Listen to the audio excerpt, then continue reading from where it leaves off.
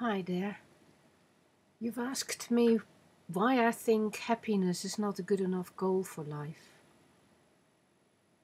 I have nothing against happiness.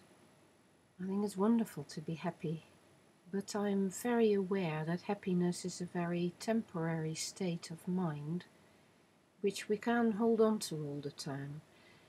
And at any rate, experience is not all there is to life. There are more important things than experience in life. So it's not the be all and end all.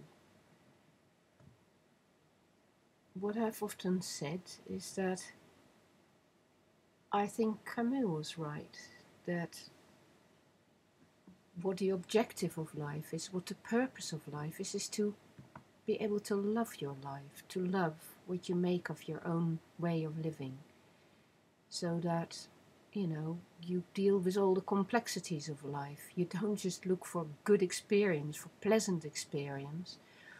You're also willing to work through conflict, and you're aware of the paradoxes of your life. You deal with dilemmas effectively, and you accept that struggle is part of human living. So that is, I think, when we learn to love life, when we get good at that struggle. It's a bit like how you learn to love going walking out in the hills, or how you learn to love sailing a boat. It's not about sailing in sunshine only. It's about realizing your capacity to deal with the challenge, to deal with the difficulty, and to actually feel equal to it, and to feel that you're improving each time there is a problem.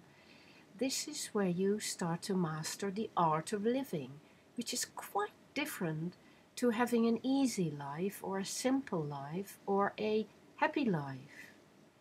It is about, of course, knowing what your values are, and there are so many different values.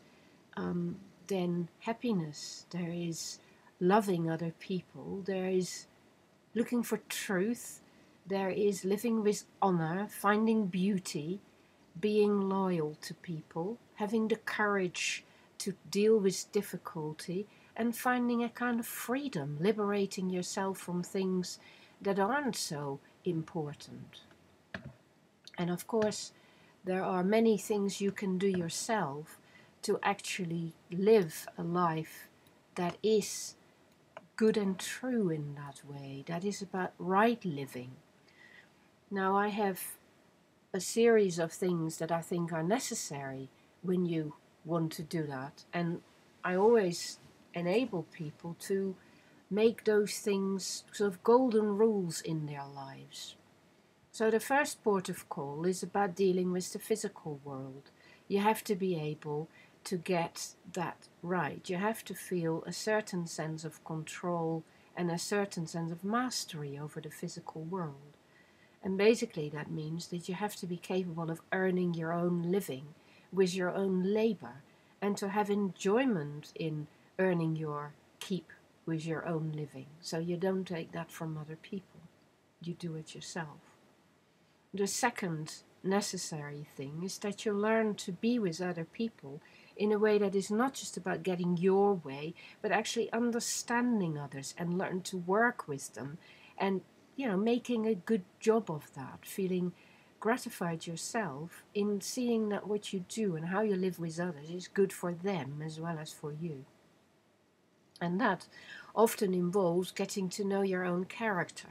So this requires you to see how you have a bad effect on relationships, how you have a bad effect on the world at times, and to learn to ponder on your own motivations, your own purpose, and your own way of being with other people. And to actually realize that you can sculpt that, you can change that, you can get a hold of your characteristics, or rather your conduct, your behavior, your way of being with other people, and you can modulate it, you can alter it for the better, so that other people find it easier to be with you, find it more pleasant to be with you, find it, a good thing to be in your company. You can make that happen. No matter what you start from, you can learn to be better with others. You can learn to be a better person. There are very few things that help you love your life more than realizing that you can change the way you are, that you can learn to grow, as they used to say, or develop or evolve into what is a better sculpted, simpler, more pleasant, more right human being. And of course that is a lot to do with values as well. So you can become better at thinking about your values, changing them, and making them so that they obviously are values that are not just good for you, but that are good for society, that are good for the world, that are good for the people around you, and that are good for you because they're good in all those other ways, rather than hedonistically good for you. You know, this is not about your own pleasure. This is not about your own happiness. This is about feeling that you are making a difference for the better in the world. That is when your life comes into its own. That is when life becomes important, that your life becomes significant, knowing that you are willing to make it a better life and to make it good for the world as a whole. Maybe in a very small way, maybe just with, one or two people at first. But as you get better at doing it with one or two people, you realize you actually have strength from which to establish some good things in the world and to, make it work out for other people as well as for yourself. So that is about becoming true about your own values and living in a kind of search for truth, a search for what is good for the world. This is not a search for happiness. This is a search for good living. This is a search for living in the right way.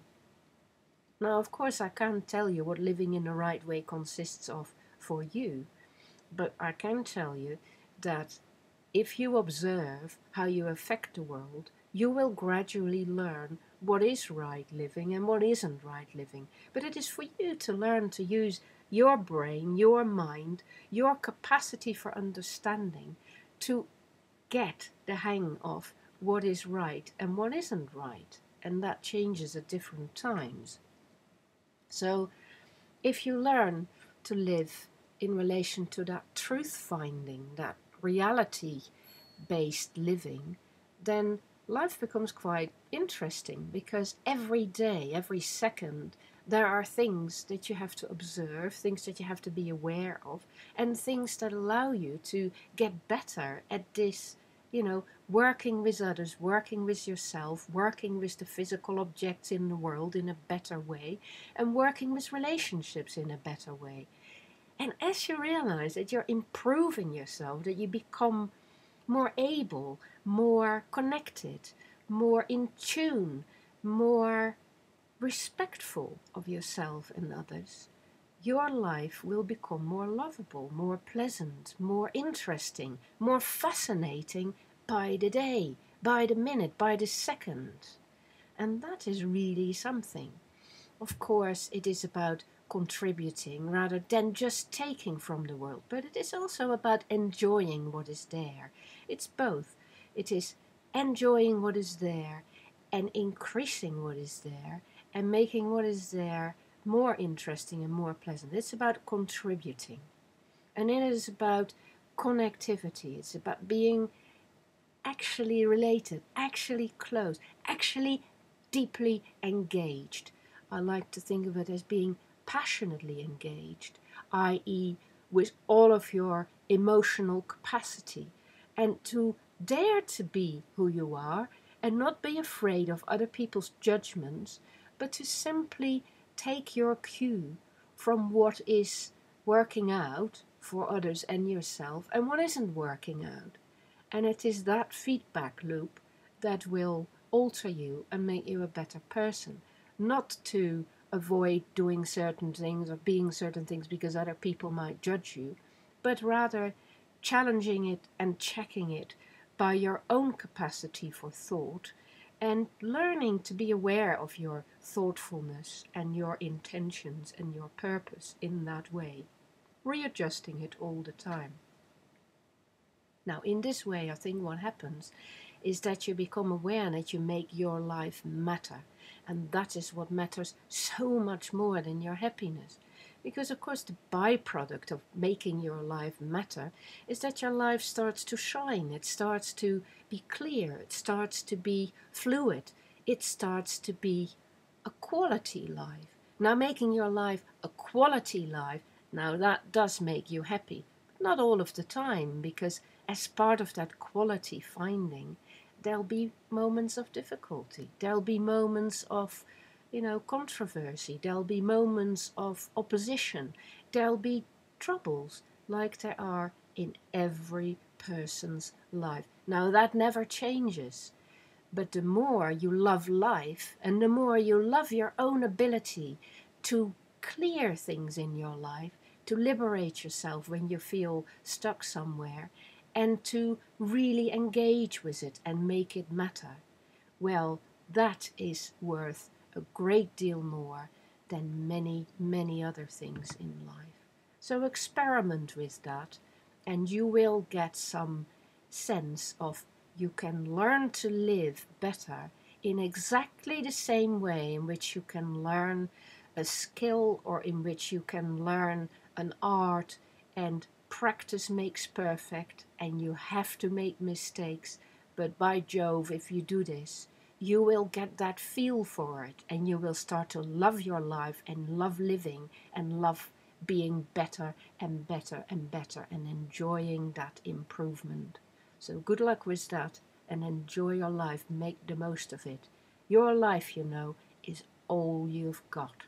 And it is precious, and you can take it and hug it to yourself and make something of it and make it shine for other people, or you can mess it up and not care and not make the most of what is given to you.